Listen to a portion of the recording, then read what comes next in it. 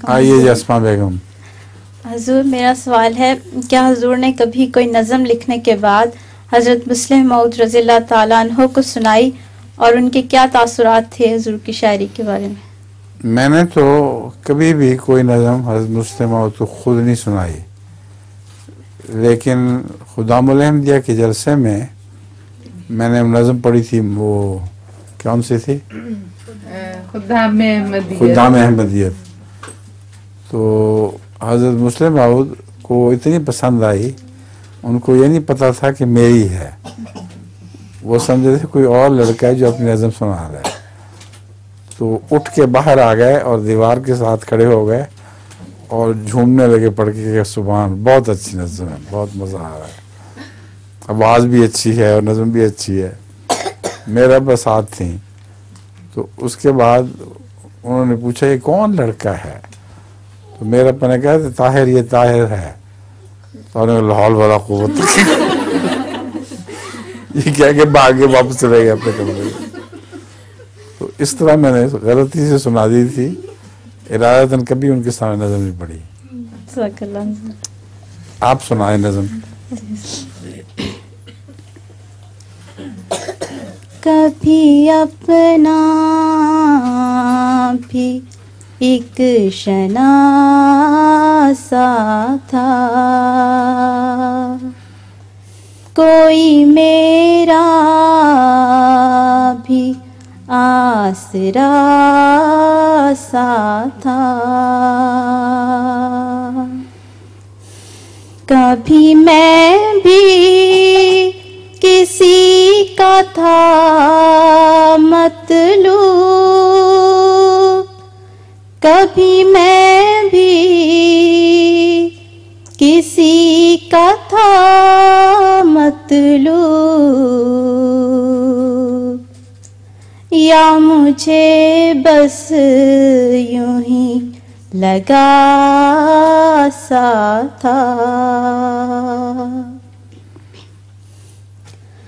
यूं लगा जब मिला वो पहली बार, यूं लगा जब मिला वो पहली बार,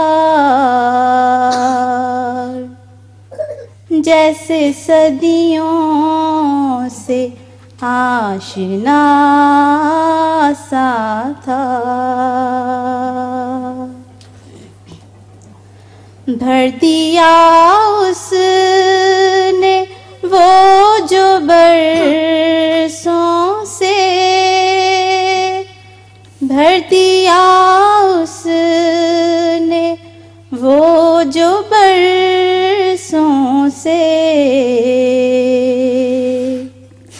मेरे सीने में एक खला सा था।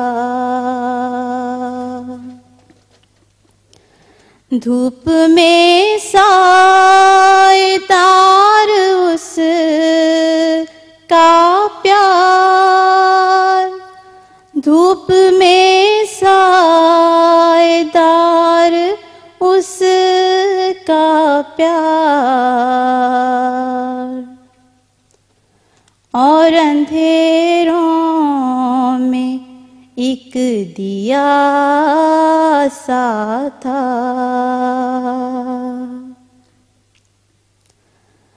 बन सका ना मेरा कभी लेकिन, बन सका ना मेरा कभी लेकिन, वो हमेशा मेरा मेरा सा था।